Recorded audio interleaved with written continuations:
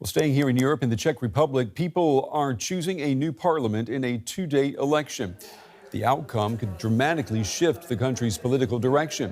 Now, the current frontrunner, Andrej Babiš, is a populist critic of the European Union and the aid given to Ukraine. But even if his party wins the most votes, it will almost certainly have to form a coalition with other parties. And for more now, I'm joined by Jeelani Toogo. He's a freelance journalist based in the Czech capital, Prague. Harris, it's good to have you with us.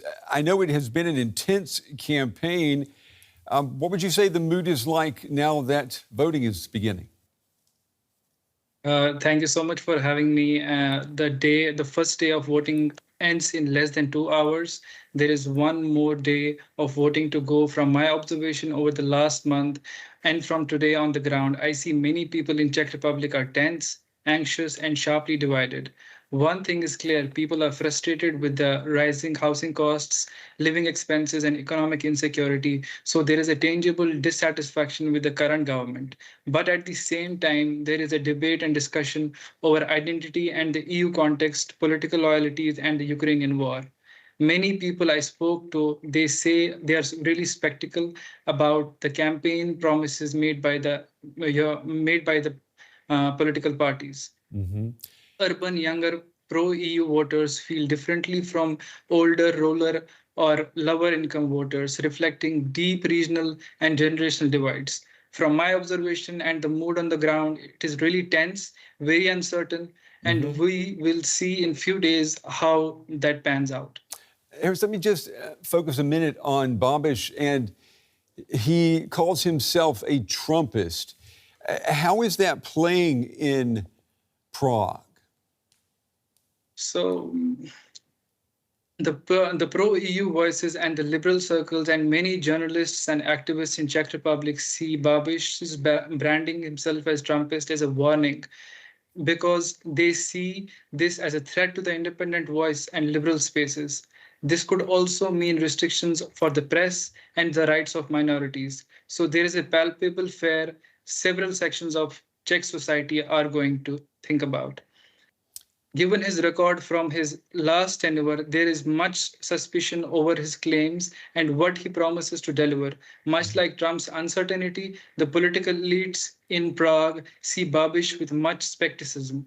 At the same time, Babiš's Trumpist branding and his many receivers, it has many receivers as well. Many people see him as echoing their voices, given the opposition of the immigration, NATO, Ukraine war, and the European Union. This is also visible in the opinion polls that predict Babiš as a frontrunner. Yeah, that's interesting. How about Russian disinformation? I'm thinking especially via TikTok. How has that shaped the campaign narrative? Well, Russian disinformation has once again played a major role in the Czech election campaign.